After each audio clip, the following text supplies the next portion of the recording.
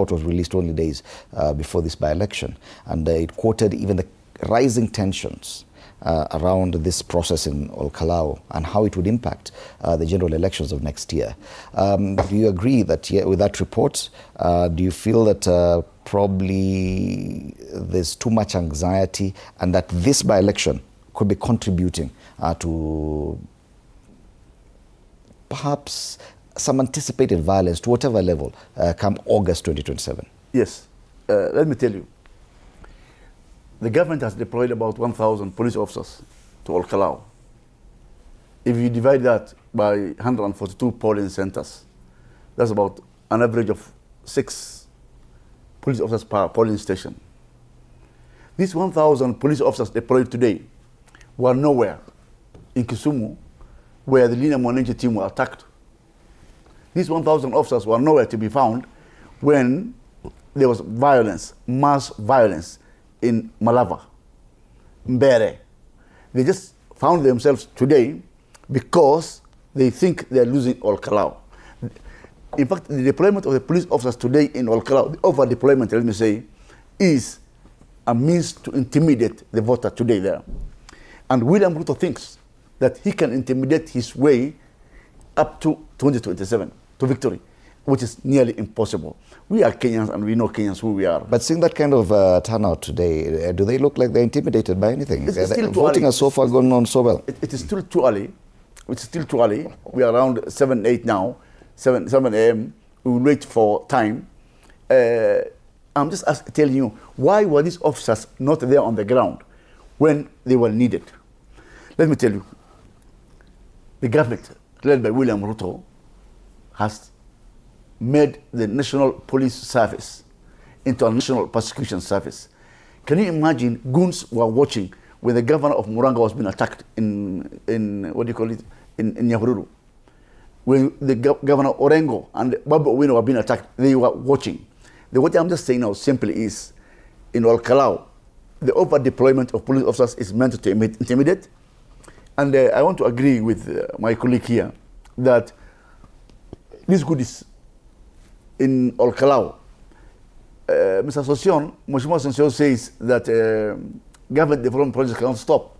Which government development project were shoes allocated? Where was this? The government just knew that tourism is required in Ol Kalou immediately after the death of a member of parliament.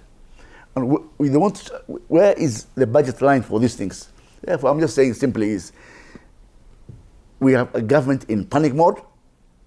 Unfortunately, we have the most incompetent security minister ever since Kenya's independence.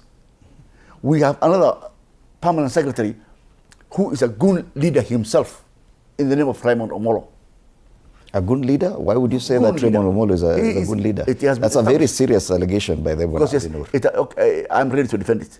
He has been, all the leaders in his region, Nyanza, have pointed fingers at him. Okay. And he has not even come to defend himself because my question, Abdi, he's a good leader. My question was about how what we're witnessing now could replicate in the elections of last year or next year. Sorry, okay, what aspects do you see that we've witnessed this time around that you feel could very easily be repeated towards 2027 that should worry us? Yes.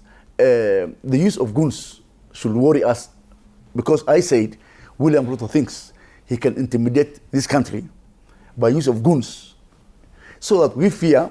You know, there's a general perception that the government has the so-called system. You remember, in the same way in 2022.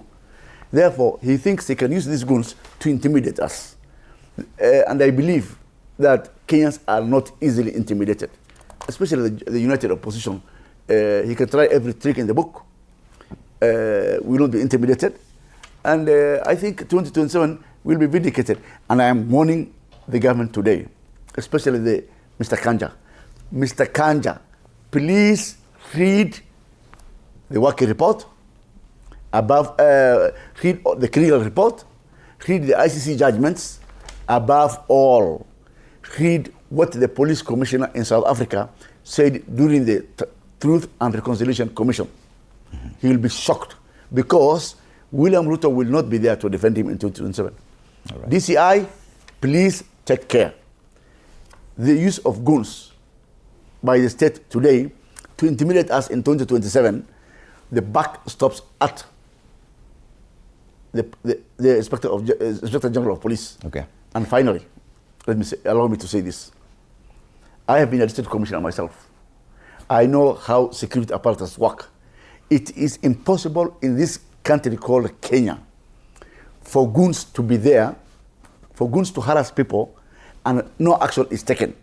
We have adequate, able security apparatuses which can identify where somebody is. If we have his photo or a video, we can pinpoint even his mother's house, his grandmother's house, because the security apparatus in this country is highly, highly trained, okay, especially the professional administration. Mm-hmm. If you tell the chief of Kisumu town, tell me who are those goons attacking James Orengo, he will tell you so-and-so, so-and-so's mother is this, so-and-so's father is this. We have an able security structure, okay, but no action has been taken. Why? Because of deliberate laxity by the Cabinet Secretary and the Permanent Secretary. Okay. Any suggestion of a repeat of what happened in 2007 is very scary for any Kenyan. This is exactly what the Kofi Annan Foundation report says, that there's a 84.1% chance of us going or experiencing electoral violence in 2027. Does that scare you? And that is why it is now right to deal with the fathers of goons in this country. And my good friend here is trying to